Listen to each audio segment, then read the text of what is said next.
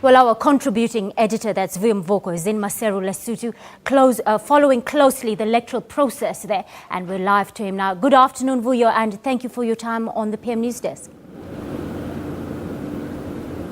Vuyo, how are the Basotho digesting news of the new coalition government? And what's been the reaction from former Prime Minister Tom Tabane's quarter? Well, thanks, Kesh. Yes, indeed. We just spoke about an hour ago. We spoke to Prime Minister Tom Tabane. We had a long interview with him. Obviously, he's unhappy with having lost. It's not something he would have wanted, but he has accepted defeat. But he did say that it's not over yet because he hopes to be the leader of the opposition in Parliament, and he thinks that he has a lot to contribute as the leader of the official opposition in the Lesotho Parliament, and he has vowed to ensure that he keeps the coalition government on its toes, Cash. Vuyo, Mr. Mosisili was Prime Minister from 1998 to 2012, and he was very quick to say that he won't be repeating the mistakes of the past. But how he handles the security issues and the polarization between the army and the police will be very crucial to deciding if this new coalition pact or government will be stable, will be successful or not.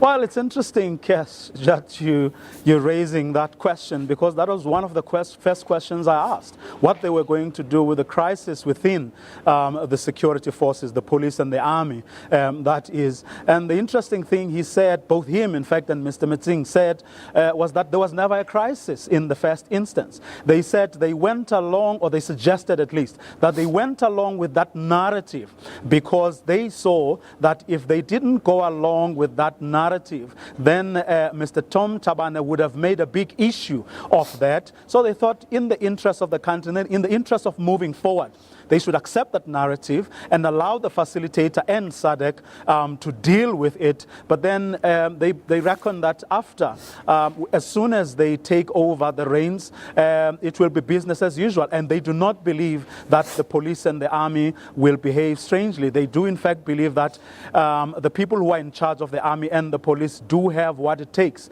to actually do what they are supposed to do, and that is to protect Basotho. So they don't believe that there is a crisis on that one.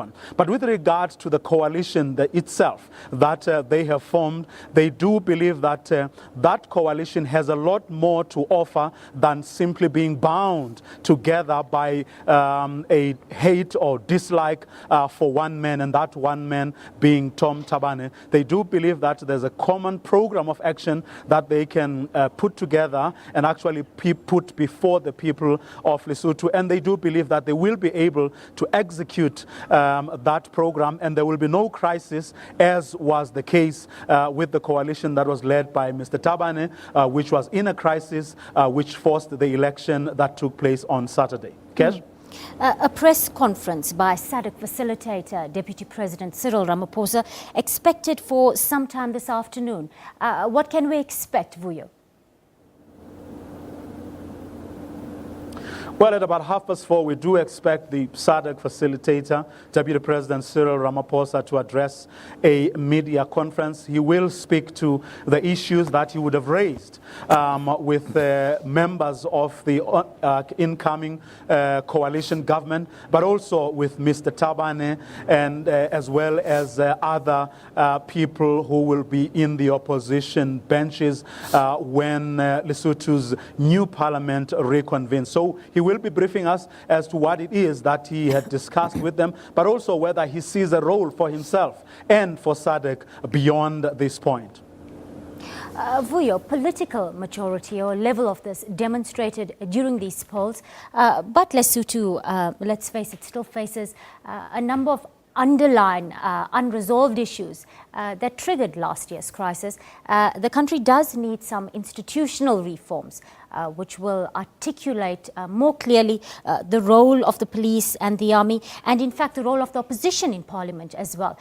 Is this something the new man at the helm will likely tackle in his term? It will be interesting to see how he maneuvers here.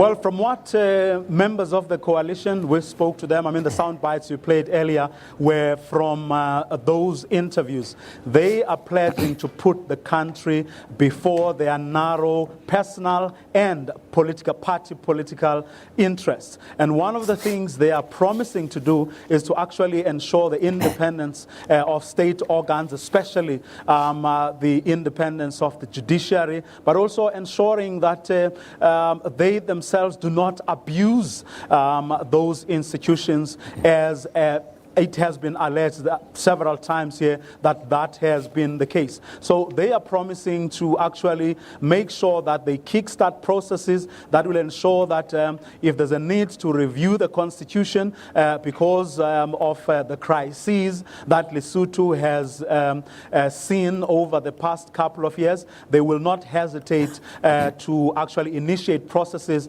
that will ensure that those reforms are taken care of. But at the same time, they are promising that such reforms will not be to really put themselves first or to sort of sneak in their own narrow party political agendas, but they will be spearheading processes that will guarantee that Basotho at the end of the day will be the winners and not parties or leaders, or in other words, the sins of incumbency. Cash? That was our contributing editor, Vuyo Mvoko, live to us from Maseru. Thank you for your time on the SABC News Desk.